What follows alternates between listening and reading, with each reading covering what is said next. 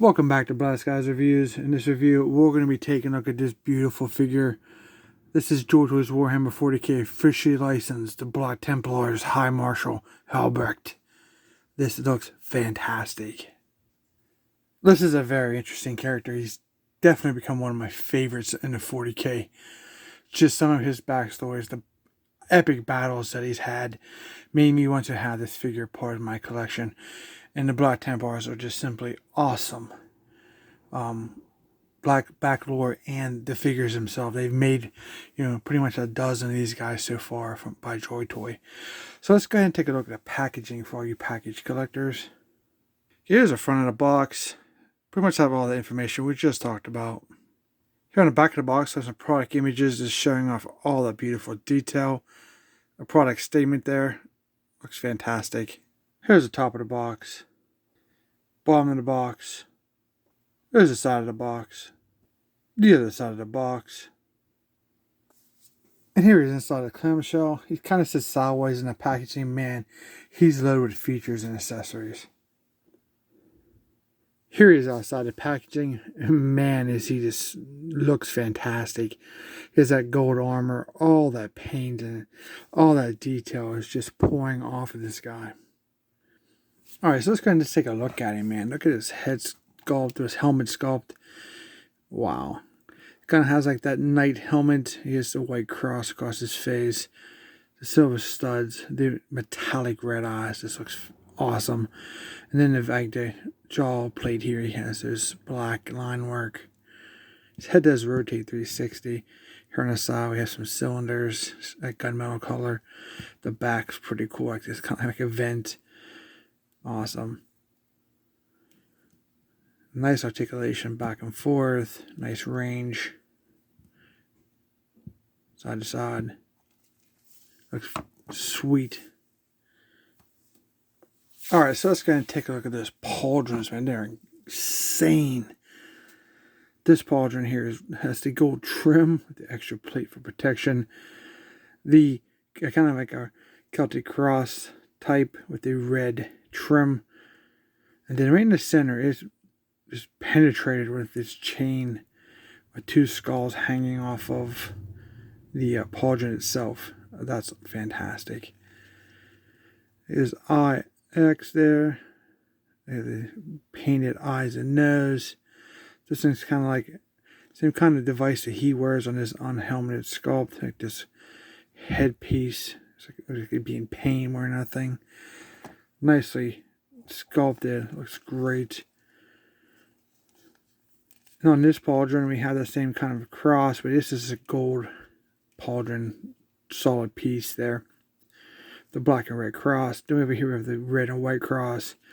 We have down here we have all this detailing. That is fantastic. Look at that writing and all those symbols. It's very flexible, kind of a PVC. And then he has his kind of cape that kind of just is attached here to the actual pauldron. So you kind of pigeonhole by keeping it.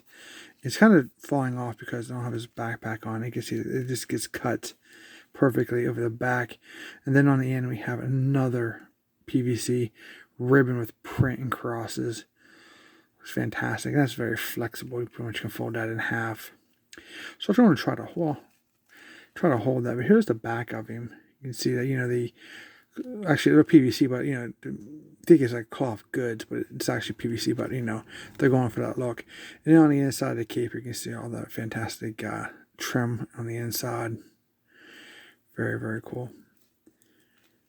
And it kind of just fits like that, like we talked about. That's how that would look so far, without adding any of the accessories.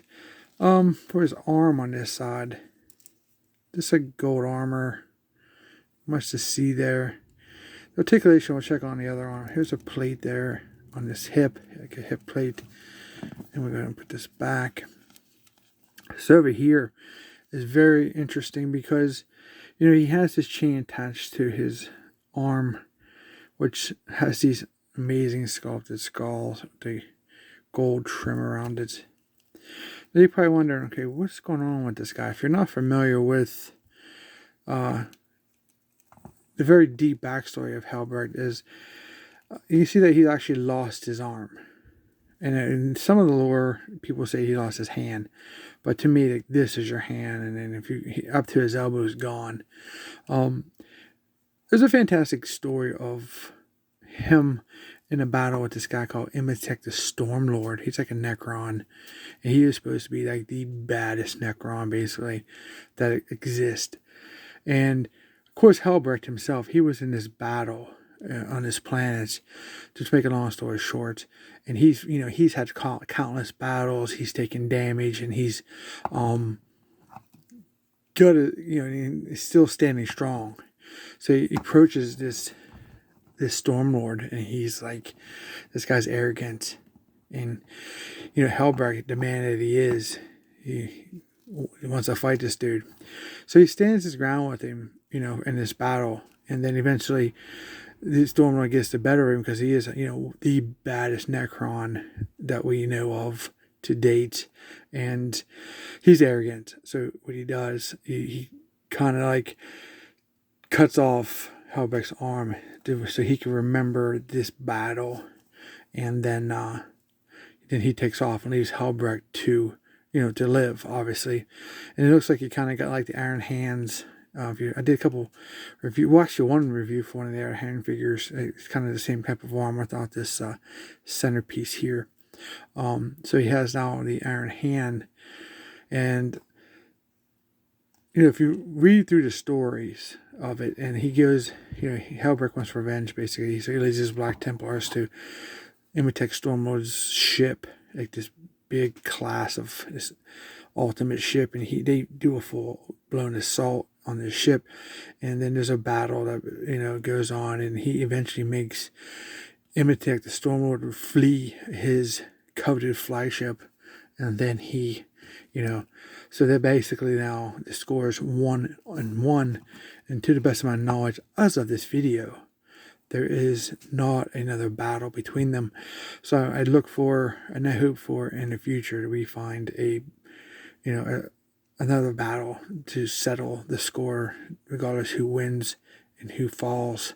It's actually very nice. I mean, you can pick up some of these great videos on YouTube from some guys that do some of the lore videos and the stories, the Black Templars. So just want to go ahead and add that in this video so you guys can get an idea of what's going on here, because I mean, this skull thing is absolutely fantastic, and this character is becoming one of my favorites, and it is a beautiful figure. So that's what's going on there.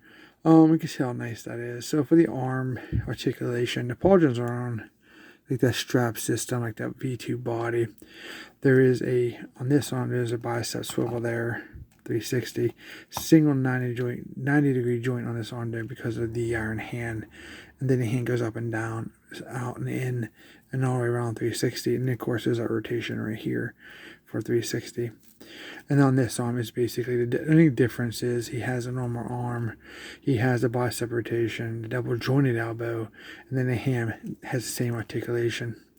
Here on the chest, he just have that chain that comes across that gets pegged into the hole right there.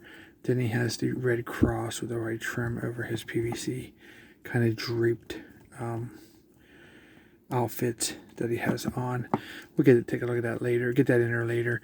Down here, the details just keep going as you go down. There's this belt, brown gunmetal, some talismans. He has this knife piece. It's like a knife in his sleeve. It looks fantastic, but it's all PVC and it's not removable or anything. It's just for aesthetics. So a talisman here, and over here on his actual side panel, he has a nice tampo. Going down the leg here, you can see that the armor looks fantastic, and he has some purity seals here on his shin. Pretty cool. And this is flexible, not as flexible as the ribbons, but you can get a decent, out of the way. And on this, you see his armor is all gold, and on this knee pad he has this type of white star, just silver studs, and the gold skull in the center with the black eyes. Layers and layers of armor there. It looks fantastic. His feet. Now, there's not going to be too much in the splits of this guy. for, you know, because the overall aesthetics. He's not going to really want to sit anywhere. He's just more of a, we don't have any ships or anything to put him in, if we will, anytime in the future. But he does have the thigh swivel, double jointed knees, and then the feet do pivot up and down, side to side. It's a fantastic looking action figure. I'm just so excited to, you know, have the figure after I read the lore about Helbrecht. I just think he's a awesome character, and I can't wait to see, you know, more of his journeys and his struggles and battles. I think that's one of the greatest lores I've read in the whole Warhammer 40k lore. So he looks, I mean, he's just loaded with aesthetics here. So just trying to get you guys a nice idea of what this guy has to offer. The reason, not because I'm not saying anything, I'm just doing a review, but he's just showing you guys because he's not cheap. I mean, he's in a $65 range. Hopefully, you know, you guys can find him on clearance, which I doubt, or cheaper. But to expect, if you're interested in, you know, adding him to your collection, that's probably a good average of a price for him. Maybe get something. This is December 2023, so you might be able to find him clearance, or I mean not clearance, but on sale because of the holidays. I'd be very surprised if somebody like Helbrecht goes to clearance, but I mean, it's been crazier this year with different many brands, so who knows what could happen. The skull hidden underneath that collar piece. That's pretty cool. Just noticed that. Fantastic. Now, Joytoy doesn't stop, and it comes with this amazing looking figure. The accessories are just as beautiful. So we're going to start out here with, let's get this out of my hand. For the iron hand, you get more of a gripping hand instead of that trigger hand right there. So let's get that boring piece out of the way, I guess. Here's his alternate head sculpt here. He looks very pissed or in pain. Like, here's some silver studs on top of his head there. Here's this white band that comes down across his nose, and he just looks very mean, very pissed off, upset, in pain. I'm not sure what that expression is, but yeah, you can definitely see that he's taking some battles. You can see some of his golden helmet here. There's a bit of silver there. Wraps it on the back. Looks pretty cool. So you can swap that out if that's something that you like to do for Helbrecht. He comes with this accessory that gets, put around his arm because he has the PVC chain, and it's a type of device. I'm not sure what this is, but you can see look how well this is painted. You're talking like 4 different colors on here, because you have the metallic blue, the gold, the red, and then the chain color. I mean, that's just an accessory painted. That's unheard of. And a lot of companies don't want to pay for that kind of detailing. But this guy is painted to the nines. He does have another alternate hand for his normal hand, the trigger hand. It's just the reversed of the two. So basically, you can get one of each for each side of his arm. Here's this amazing looking sword. I love these one-of-a-kind accessories from Joytoy, man. These are crazy. Gunmetal, more of a gunmetal blade. A little bit of a node there, a gold node in between. The blade pretty much is the same on both sides. Here's the hilt and stuff.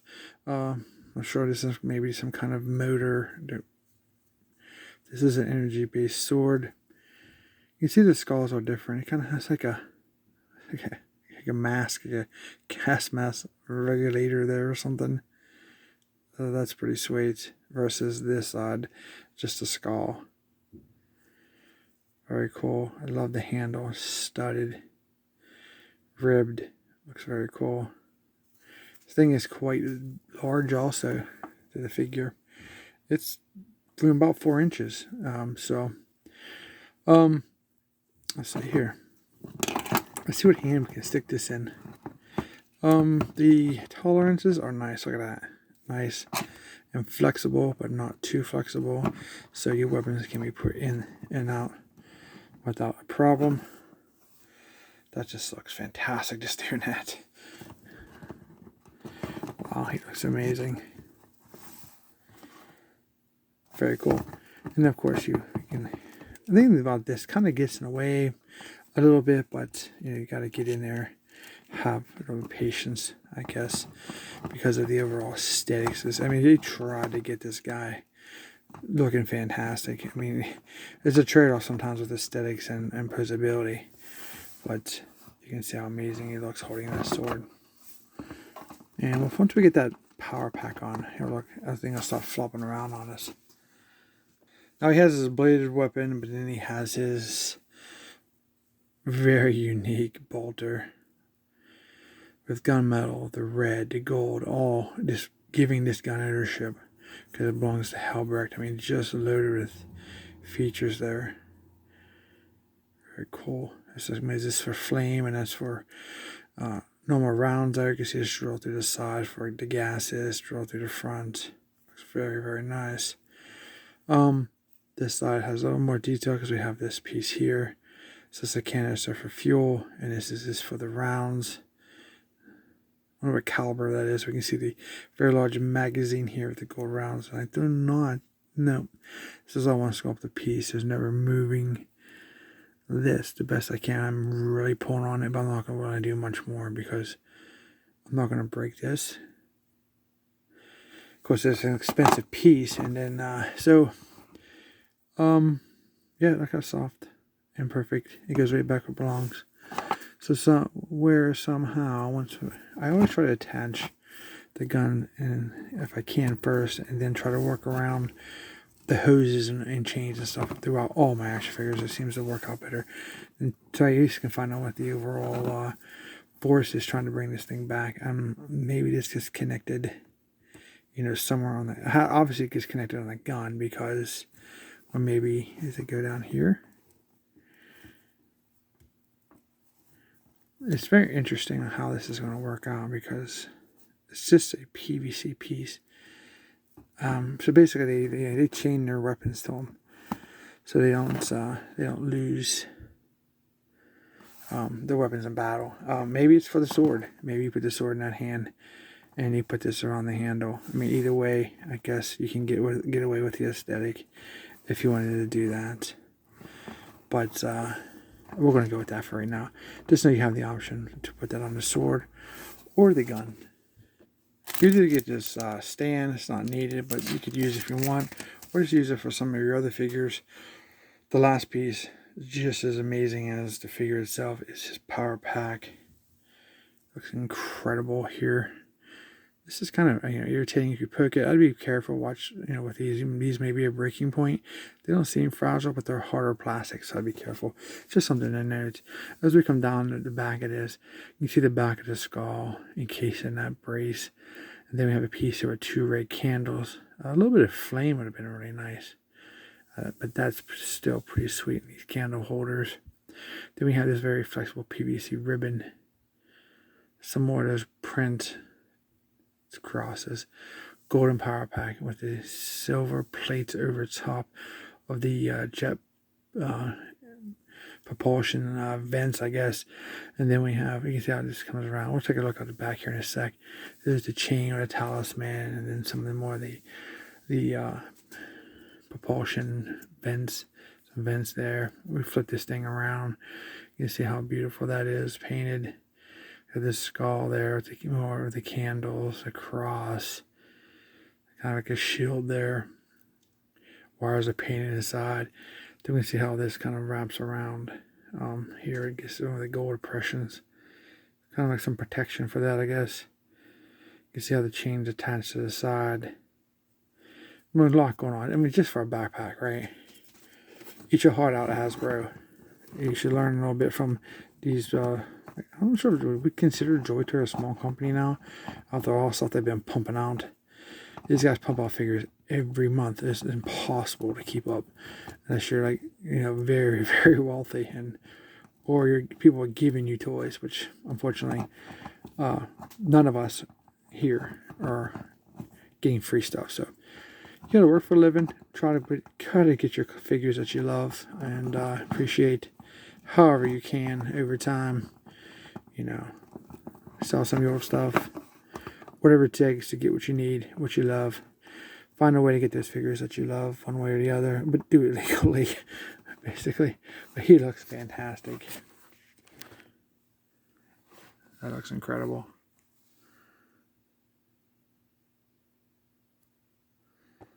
Oh man, it is loaded with detail. I know the pictures and maybe in the video itself does not do this figure justice because of all the beautiful stuff to see on this guy. He's one of the best Joytoy figures out there in my opinion. I have a lot of them, and he's one of the best Warhammer highly detailed figures. That's definitely one of my key pieces in my collection now. And there he is, absolutely stunning. So this review went a little longer than I'd hoped because I, went ahead and tried to share a little bit of the lore for you guys to, So if you guys like this figure, he's like I say, like $65. He's still available as of right now. This video's release. Around $65. You pay more than that, you're probably getting scalped. Less or even better. Highly recommend him. Beautiful. Just know the only thing I have complaints is the,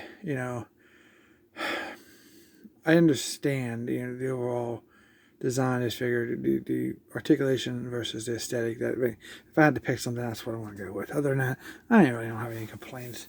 And also, he's a great looking figure. I know what I was getting into. He does have what I was looking for. So my Warhammer collection don't ride in vehicles. They're ground, stand, and fight display, basically. So if you like this review, don't forget to like, share, and subscribe to the channel. I really appreciate that. And don't forget to hit the thumbs up for me. And we've got a lot more Joytoy, a lot more other stuff to do. And who knows what else we're going to throw up on the channel just for fun. Thank you guys so much for watching. And we'll see you in the next review.